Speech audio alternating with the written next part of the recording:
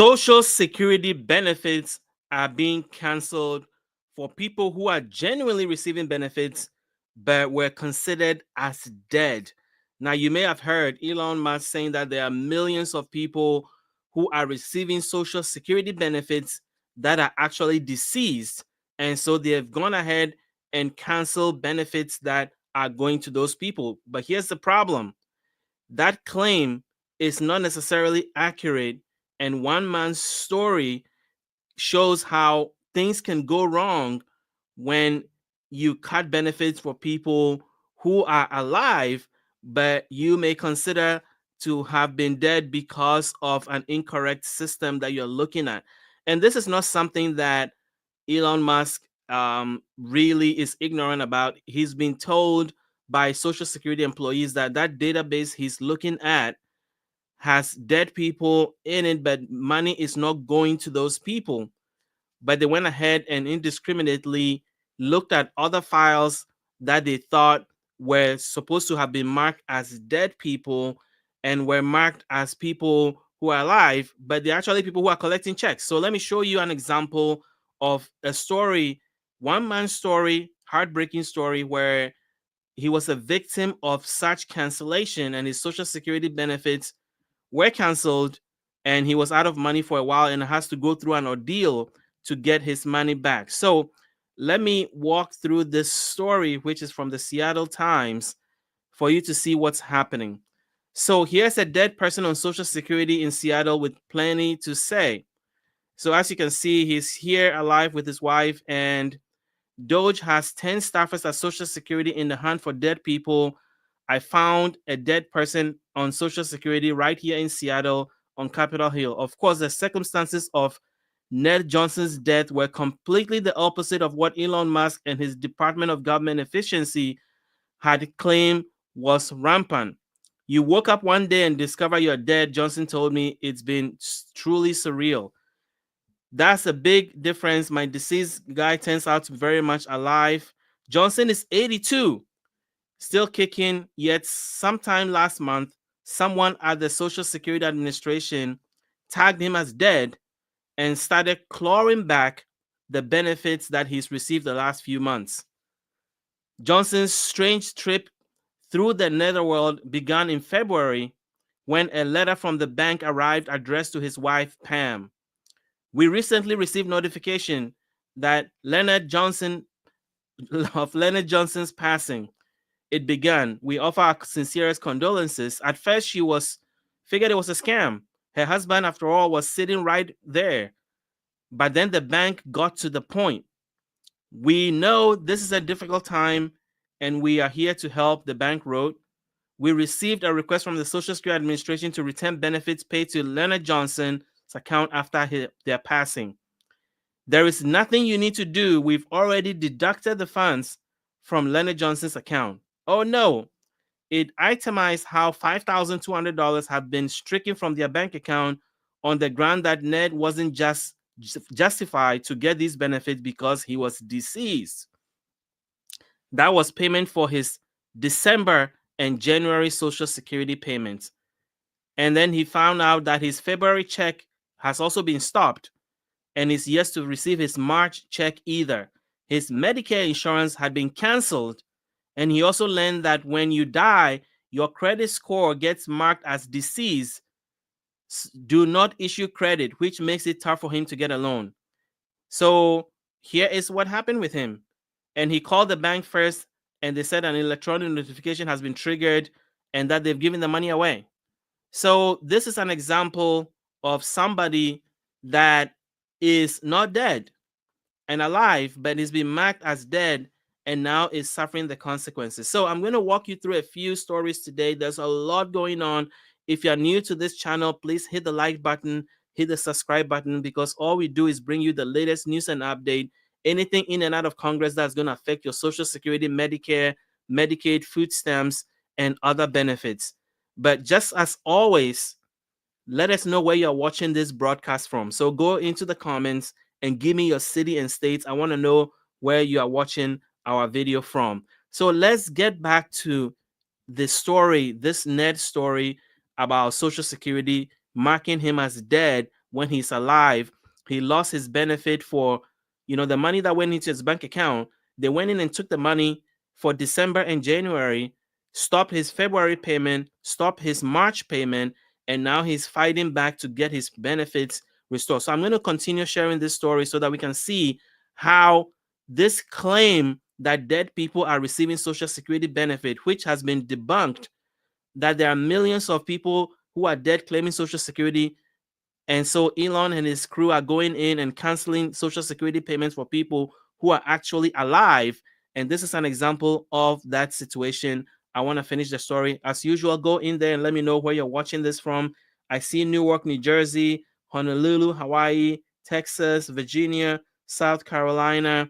And so let me finish this story because it's fascinating, because I want to show you what he had to go through to get his benefits restored, given everything that is happening with Social Security.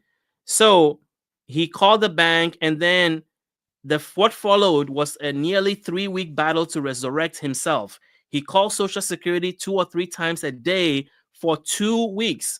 Remember, I've been telling you that the Social Security system is backed up and that people are online for hours trying to get help and are not able to get help. Well, this is an example of that, because he has called the Social Security Administration for 2 weeks, 2 or 3 times a day, with each call put on hold and then eventually disconnected. Finally, someone answered and gave him an appointment for March 13th. Then he got on the call, delaying that to March 24th. So it wasn't until March 24th that he is going to be able to get an appointment. So think about that. This is a guy that is trying to get his Social Security benefits that were canceled and back, and now he has to wait months, and he's lost his December, January, February, and March payment, and now he's still trying to get his name. And now he's been scheduled for a Social Security office that is scheduled to close in downtown Seattle. So this is an example of what can happen when benefits are canceled indiscriminately, without checking whether the person is alive or not. So I hear somebody's from Newark, New Jersey. There's Indiana. There's the Philippines. So please let me know where you're watching this broadcast from. Go into the comment section and let me know. So the question is, this is happening.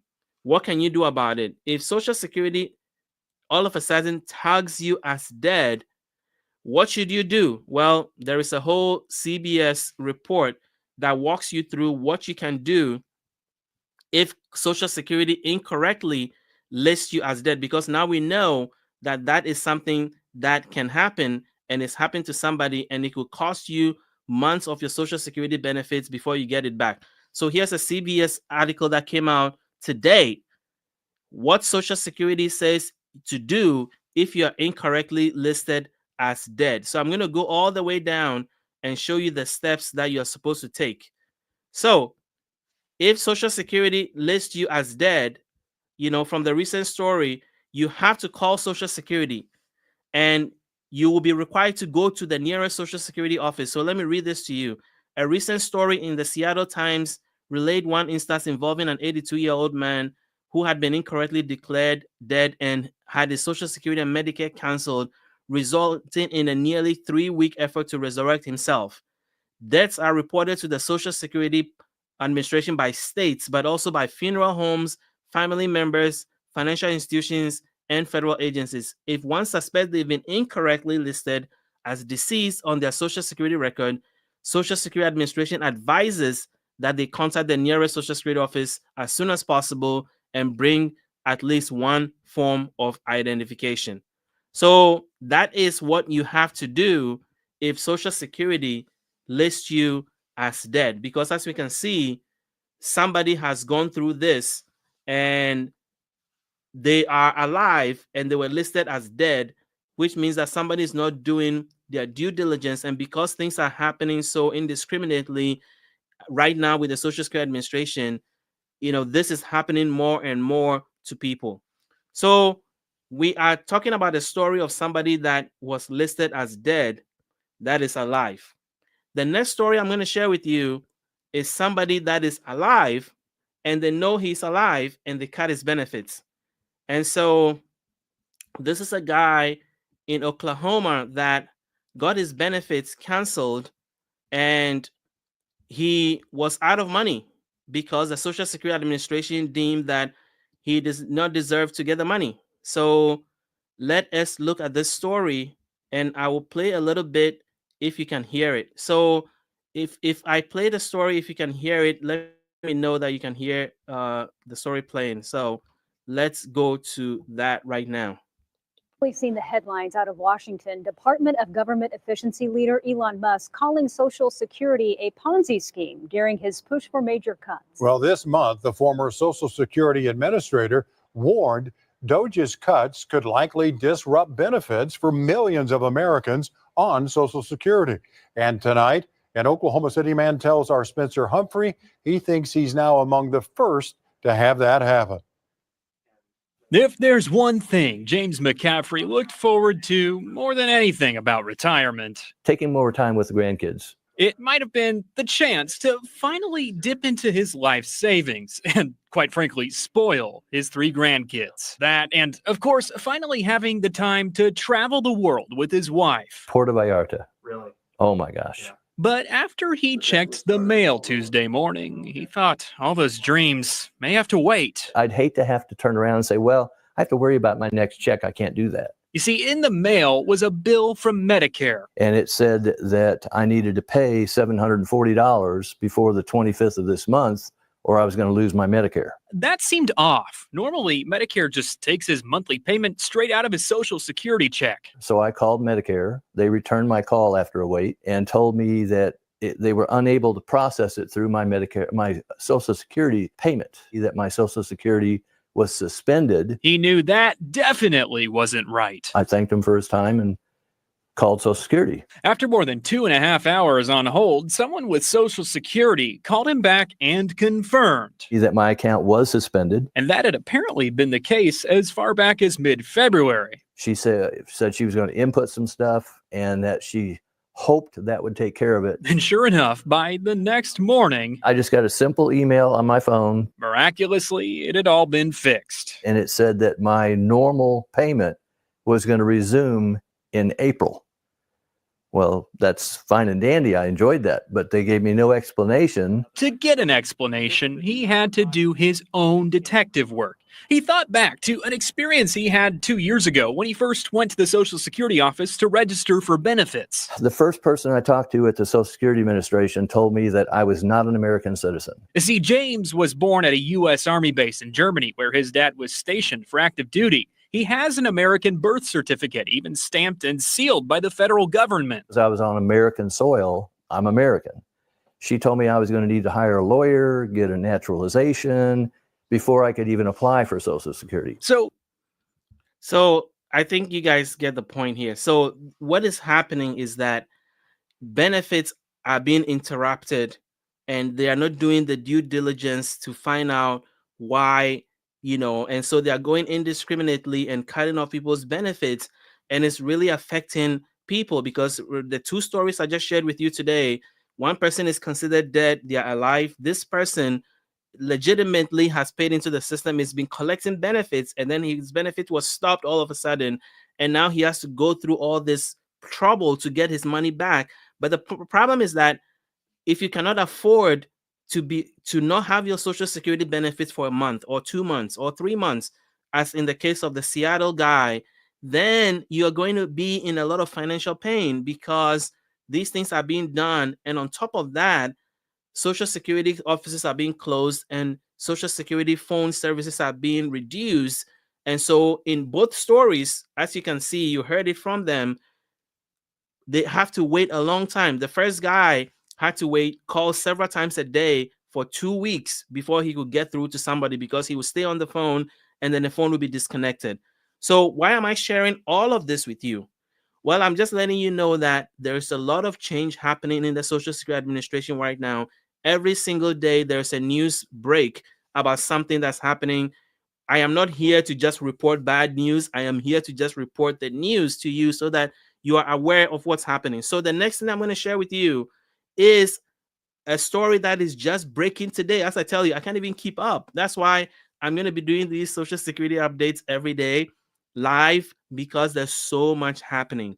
But today there's a breaking news about Social Security going to limit your ability to use the phone system to get benefits. So this is this was fresh news today at 7:18 p.m. So I am going to share the news with you so that you can see, and I have two sources with this that is coming. So the first one is this one. So the Washington Post is reporting that the Social Security Administration will force millions to file Social Security claims in person.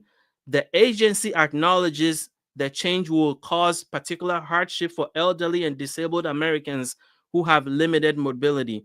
Why are they doing this? Well, the Social Security Administration is considering adding a new anti-fraud step to claim for benefits that the agency acknowledges will force millions of customers to file in person at the field offices.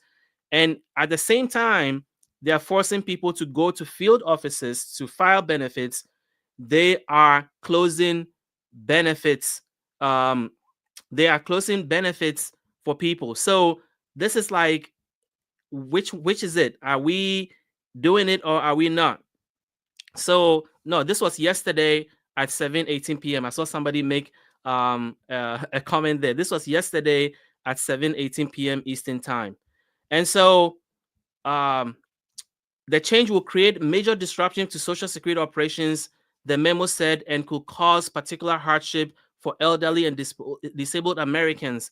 Elon Musk DOGE has also announced plans to cut agency jobs and close dozens of offices and local Social Security offices. So here's the thing. They are limiting online applications, but then at the same time, they are forcing people to go to Social Security offices to apply, millions of people, and then they are closing offices. So which is it? So you cannot be closing offices. It's taking a long time for people to get help on the phone. But then if you are forcing millions of people to go to the Social Security offices, then keep the offices open. But now you're closing offices, so it's going to cause further issues for seniors and people on disability who have to go to the office for whatever they need. And those applying for retirement and disability benefit by phone will be required to first authenticate their identity through an online system. And here's the challenge. So if you are a senior and you are not tech savvy and you cannot identify yourself online through the online system they are created, you will be forced to go to the office to file for benefits. And as I said, millions of people currently, 40% of Social Security applications are filed over the phone. And now they're going to force people to go into the office. The memo estimates, here is their own language. This is a Social Security Administration memo. The memo estimates that 75,000 to 85,000 customers per week will be diverted to local offices because many of the elderly and disabled people that Social Security serves will be unable to complete a new identity verification requirement online.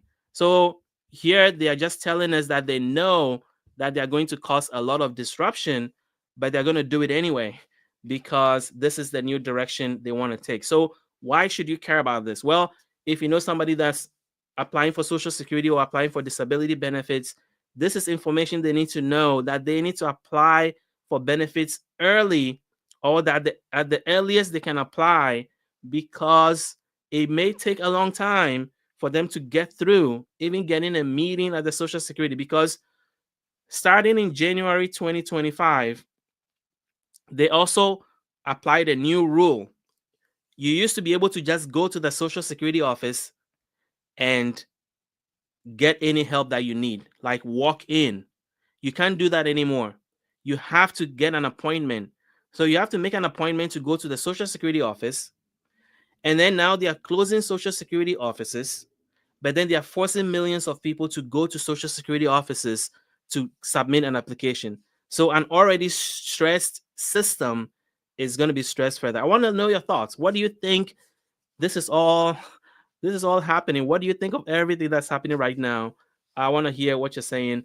And also, as usual, I want to know where you're watching this broadcast from. So go into the comment section, give me your city and your state, and give me your thoughts. We have somebody that was canceled for benefits because they thought they were dead, they were alive.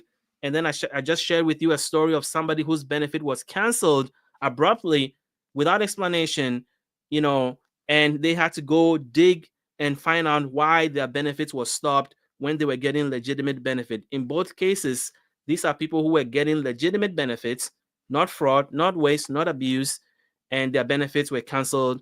And now they had to go through an already stressed Social Security system to get their benefits restored, and they're still growing through that process. So let me know what you think. But there's a broader discussion that is happening with Social Security, and I want to talk to you about that. I started that discussion a few days ago, but let's talk about, what is the end game here?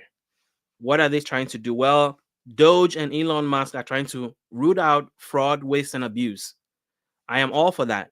I think we all should be supporting efforts to root out fraud, waste, and abuse from government, and that's a good thing. My only issue is that I wish they would do it more deliberately and not haphazardly, because a lot of people's lives are at stake. There are a lot of seniors, 40% of seniors only get, Social Security as their only source of income. And so if their benefits are disrupted by mistakes that are made, then that becomes a problem for them. And here's the thing: the Social Security acting head of Social Security is saying that he's going to make mistakes. And I hope that that is not the approach that we are taking, because mistakes are also going to cause other people their benefits. So this is exclusive from NBC News. Social Security chief says he will continue to make mistakes but vows to learn from them. And that is all well and good. I'm glad that he understands that mistakes will be made, that he vows to learn from it. But the thing is that other people's lives are dependent on Social Security benefits, and people need their checks. So this is not an opportunity to experiment with things, because people's lives are dependent on this. So that is all I want to do in terms of news update. As usual, please give me where you're watching this from. Give me your city or your state in the comments. And now I'm going to talk about President Trump's plan for Social Security going forward. And there are a lot of things that are happening, and I want to distill them for you and share with you what exactly I think is going to happen when it comes to Social Security and Medicare benefits. So the first thing is, we all know President Trump wants to eliminate taxes on Social Security benefits. If you've not heard that before, well, it is something that is in the works. He campaigned on it, and now, since he's been president, he has said that he wants to eliminate taxes on Social Security. So what does that mean? How does that help you? Well, you can 40% of people who are on Social Security benefits pay taxes on their Social Security. And so if you make $25,000 in combined income, then you have to pay taxes on your Social Security benefits. If you're a couple, it's $33,000. And so 40% of people collecting benefits today are impacted by this law. How did this law come into effect? Well, it was during the Reagan administration in 1983 that a law was passed, because during that time, President Reagan wanted to reform Social Security to extend its longevity. And there were a lot of things that were done to do that. One of them was to increase the retirement age from 65 to 67. That was done in 1983. The second thing was to tax Social Security benefits. Before 1983, Social Security benefits were not taxed. But Congress passed the law, the president signed it, and they started taxing Social Security.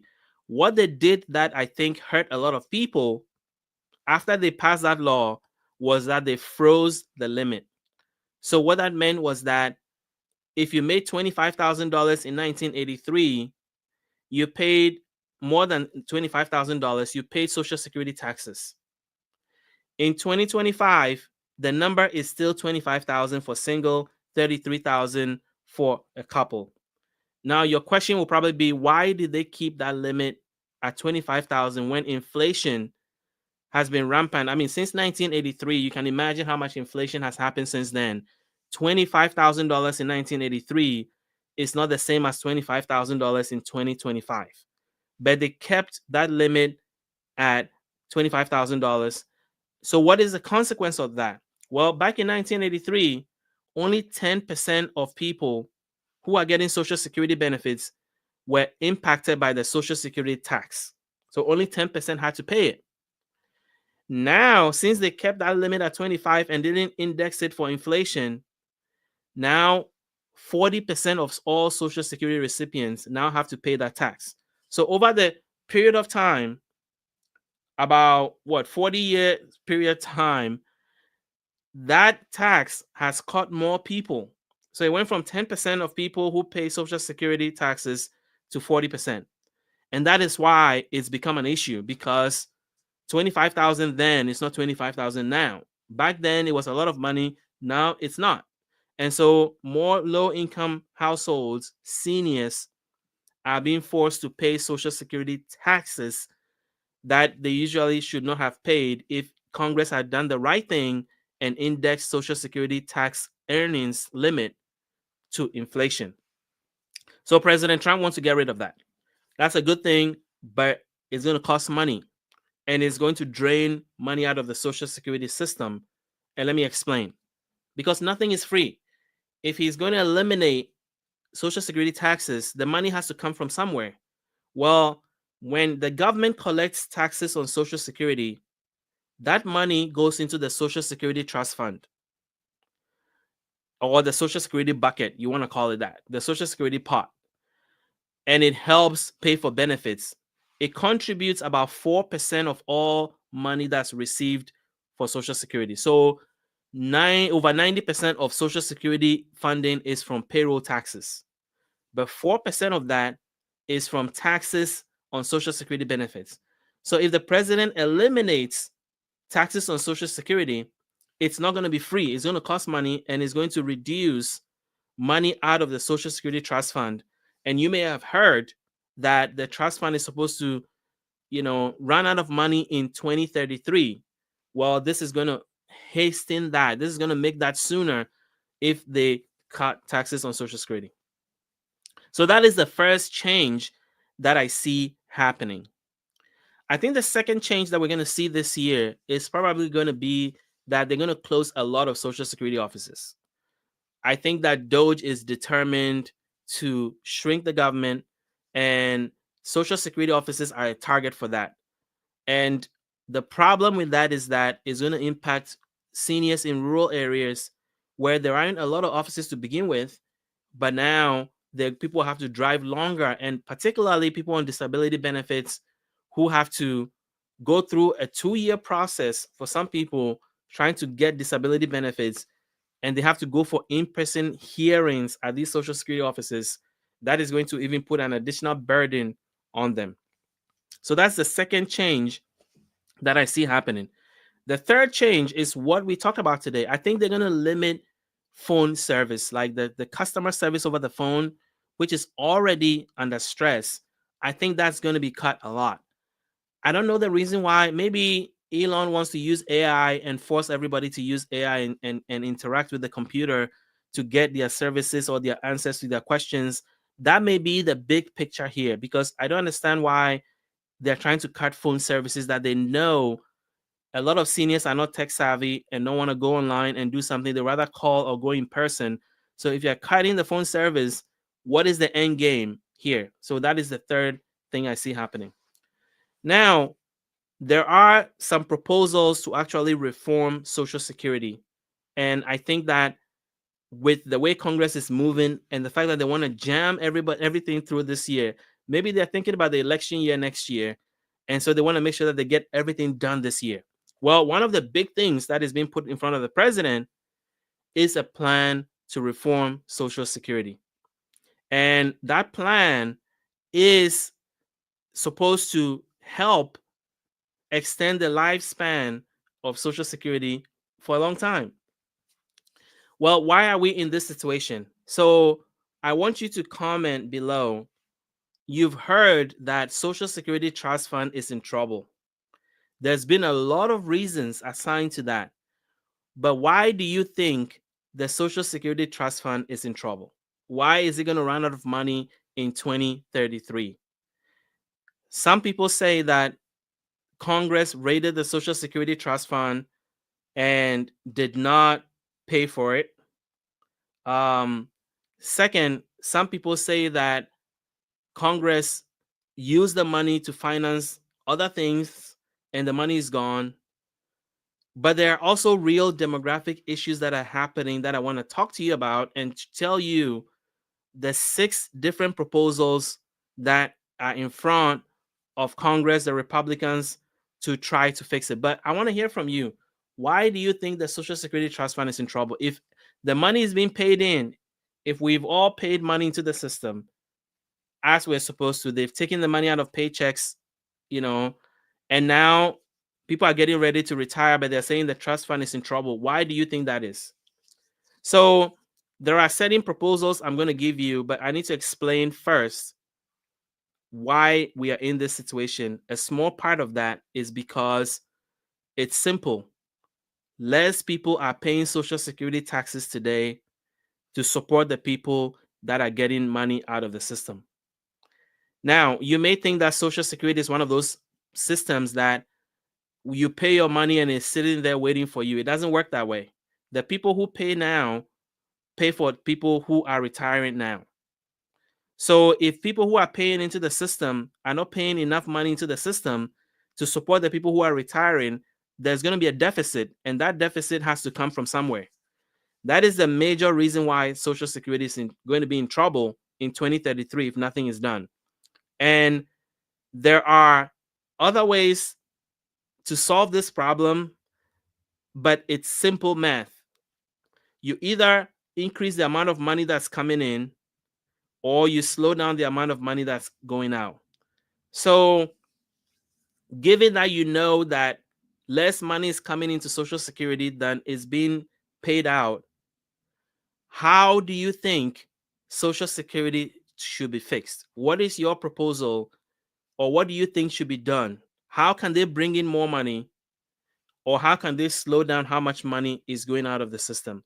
I am going to explain to you what Congress is thinking about, the proposals that are in front of the president, and then you can make up your own mind about what you think is happening here. So, proposal number 1, I'm going to talk about things that can be done to bring in more money into the Social Security system. Okay.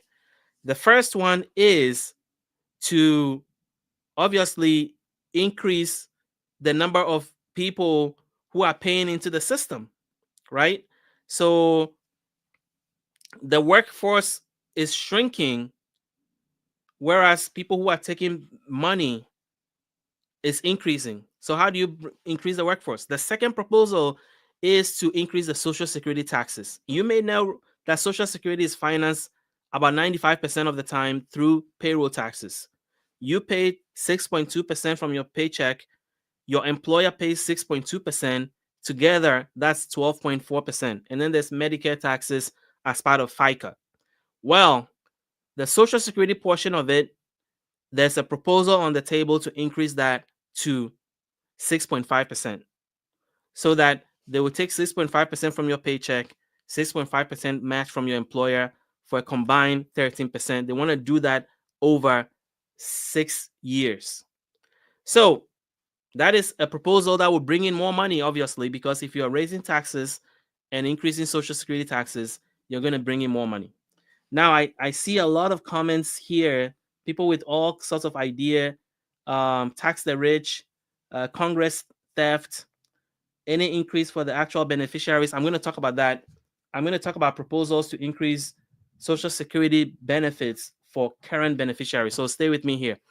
But so that's the second thing, is to increase the Social Security tax. The third thing to bring in more money is to tax or remove the Social Security cap. I think this is one of the things that a lot of people don't know about. Did you know that if you make more than $176,100 in 2025, you don't pay Social Security taxes? Did you know that? So anybody that makes above that does not have to pay taxes on anything above that income. That is the law. And 20% of the population make more than $176,100. So there's a big part of Social Security tax revenue that is not coming in because you only have to pay up to $176,000 of the money you make.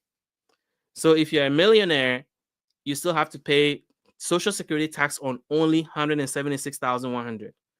If you're a billionaire, you still have to pay just on $176,100. So that is one of the proposals, is to remove the cap so that all income is subject to Social Security taxes.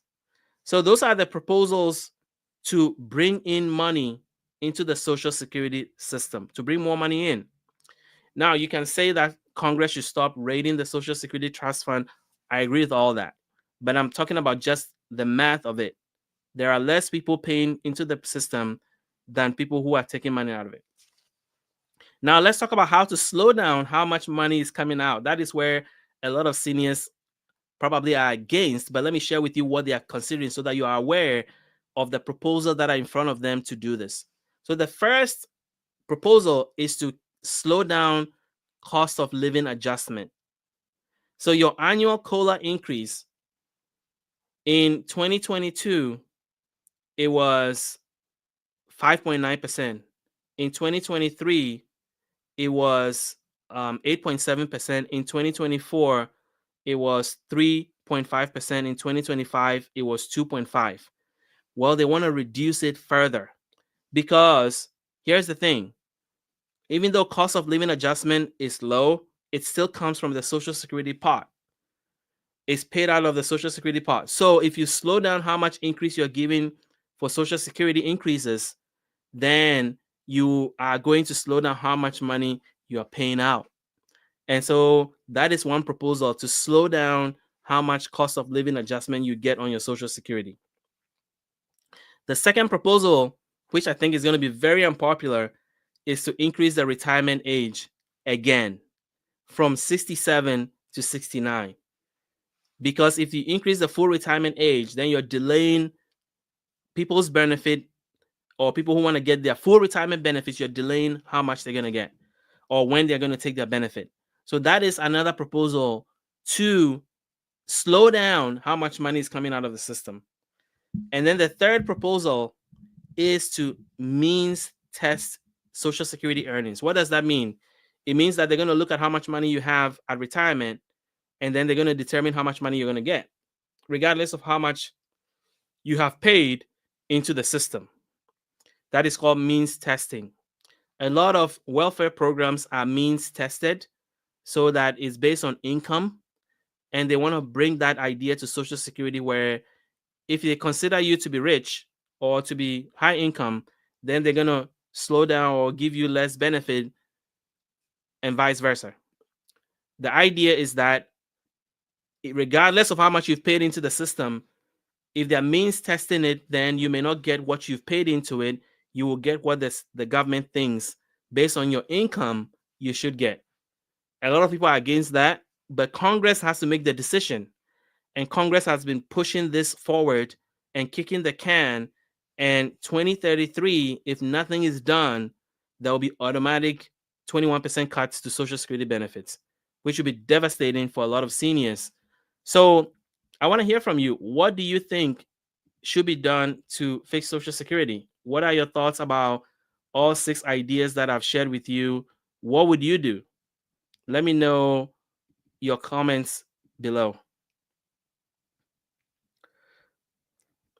So I got some comments from some of you that I have printed out that I want to share with you on the screen, because I had a lot of people comment and I took screenshots of some of the comments, and I want to just share with you what proposals are being shared.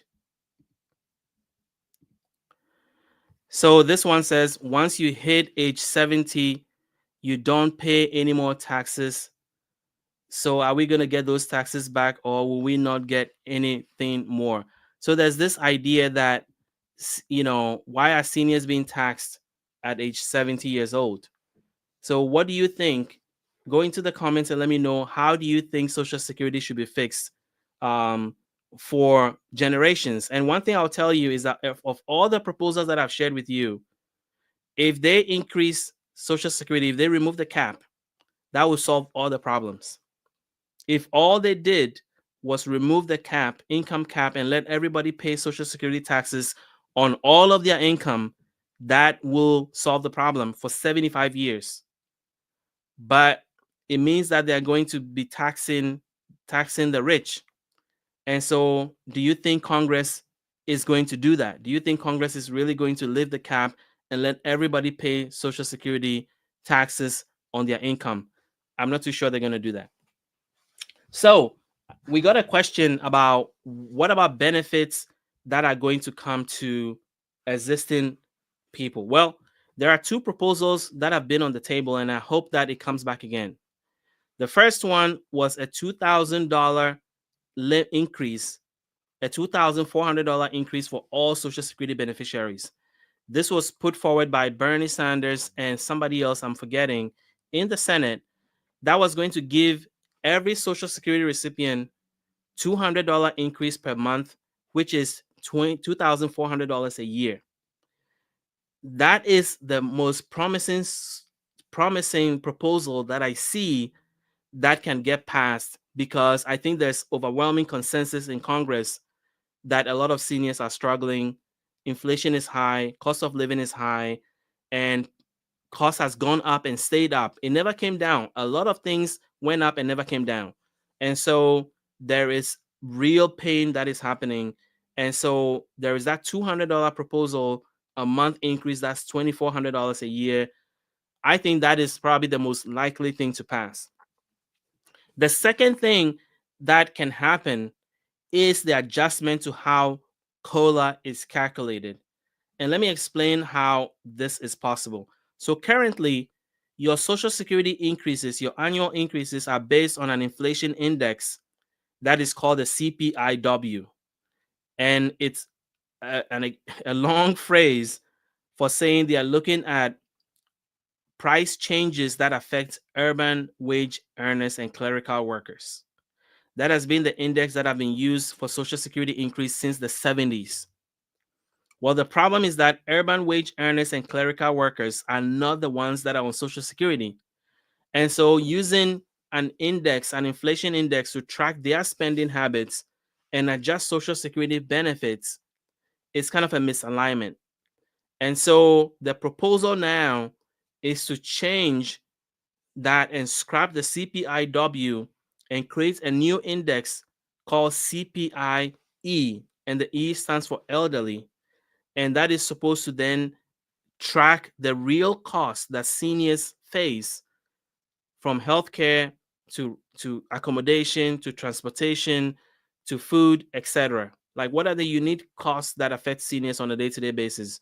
Prescription drugs, all that stuff. And then increase Social Security benefits based on that. So those are the two proposals that I think could help increase Social Security benefits for seniors that are in front of Congress, that can pass this year. Pass the $200 increase a month and adjust the cost of living adjustment into a new index that properly tracks benefits for seniors. So let me know what questions you have that you want me to answer. I want to do some Q&A at the end of this. So let me know what you have in mind. Now, some questions came from yesterday that I'm going to try and answer. And the first one, let's talk about Medicare for a second. So Medicare right now is in open enrollment. Medicare Advantage plans are in open enrollment. The number you see on the screen over there is to our partner, Chapter Medicare. You have 2 weeks to switch to a better Medicare plan. Why is that important? Well, 90% of seniors are in the wrong Medicare plan. And there are 24,000 Medicare plans out there. 24,000. And so it's so hard to find the plans that fit your need in your community, plans that cover you in your state, your city, and fit your budget. Well, we've partnered with Chapter, and they work with you for free. and they are not working for commission because their agents are not paid commission. So they are not there to sell you the most expensive Medicare plan.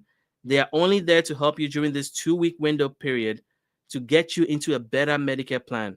So if you are not sure about your plan, or you're not getting coverage you need, or it's not fitting your budget, call the number you see on the screen or go into the description in this video, and you'll be able to see a form that you can fill out and contact them, and they'll work with you. They can save you about $1,100 a year.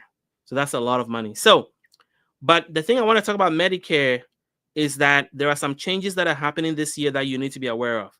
The first one is that your drug benefit coverage is now capped. So if you have covered drugs that you're paying for, there's a $2,000 cap. And once you hit that $2,000, you do not have to pay any more out of pocket. So that's going to be a big, big deal in terms of coverage. So Medicare out-of-pocket cost for drug coverage is now capped at $2,000. There are a lot of people that are on expensive drugs and previously had to go through a very complicated system in order to figure out what their deductible is, what their copay is. That is all coming to an end. The second change that is coming to Medicare is that with Advantage plans, every year now, and this starts this year, they have to send you a statement mid-year telling you what services you haven't used on your Medicare Advantage plan, and then tell you how you can use those services. And the goal, and this was passed by Congress, so now all Medicare Advantage plans have to send you a statement, mid-year statement, to tell you what you've used and how you can use it and get what you've paid for, to be able to use what you've paid for before the end of the year. So this is an important change that is going to be really, really, really critical to help you pretty much use what you paid for. The third change is about weight loss drugs. Now you've heard about Ozempic, you've heard about Wegovy, all those weight loss drugs. Now they are beginning to approve some of them for Medicare for specific conditions.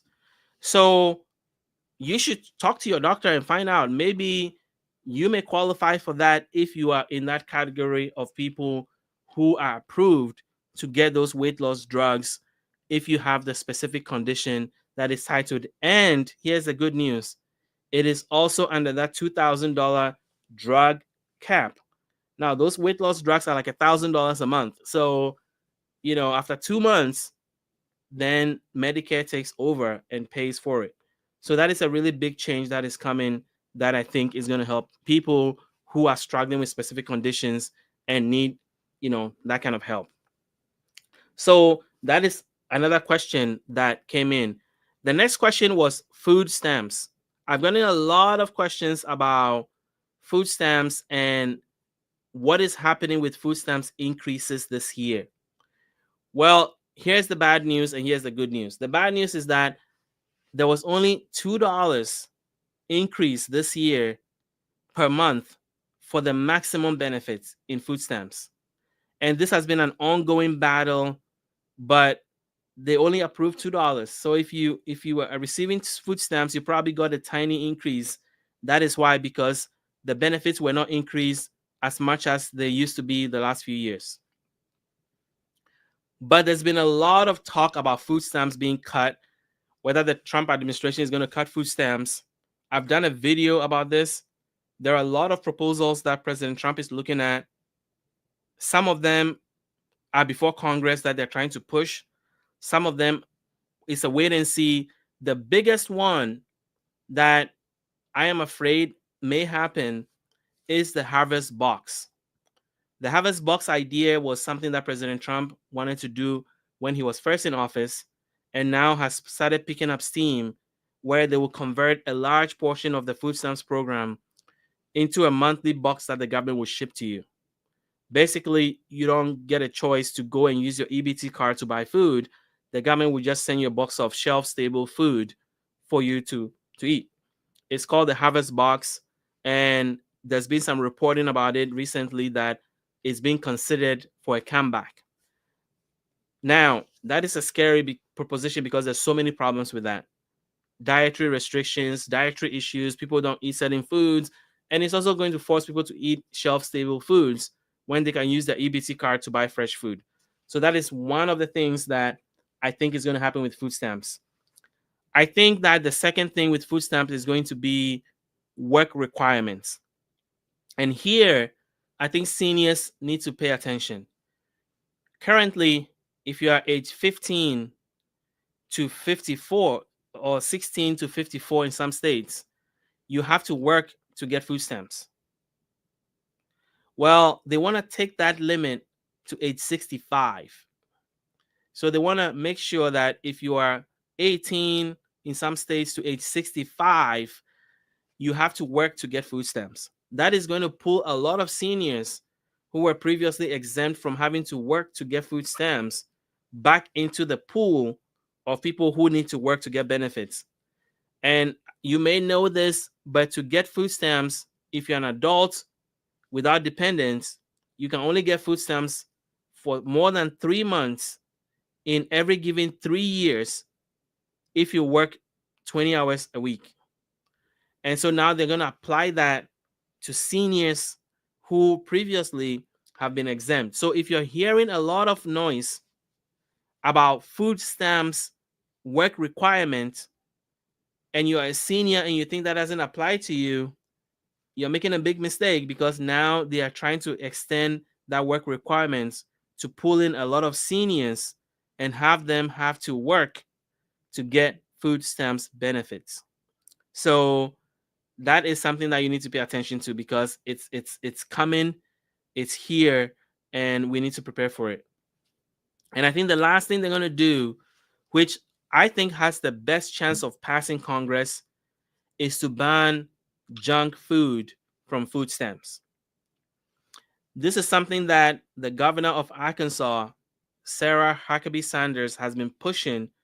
And now that RFK Jr. is the HHS secretary, he is also on board with trying to clean up things regarding nutrition.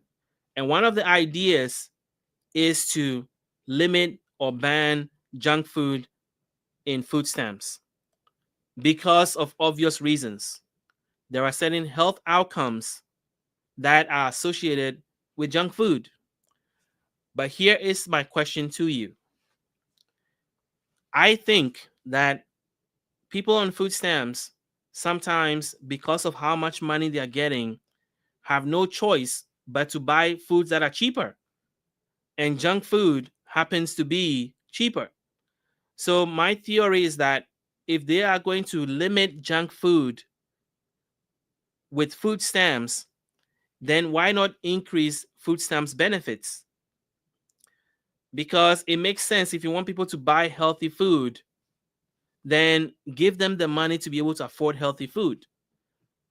But in the budget proposals that they are looking at, they're trying to cut $230 billion from food stamps over 10 years, which is going to knock a lot of people off food stamps and reduce benefits to a lot of people. So it's kind of the same thing with Social Security, where they are pushing people to go to Social Security offices, but then they are closing Social Security offices at the same time. Here, they're doing the same with food stamps. They want to ban junk food, but then they're reducing food stamps benefit when some people are buying junk food because that's all they can afford. That's the cheaper food that they can afford to get. So those are some of the changes that I think are going to happen with food stamps. Now, one question that was asked was, how about people who are disabled? How are their benefits going to be impacted? So if you know somebody that's disabled or you are disabled yourself, pay attention to a couple of things I'm about to say. So let's start with a couple of benefits. I think that the biggest place that people on disability are going to be seeing a lot of changes is, number one, their benefits, Social Security disability benefits.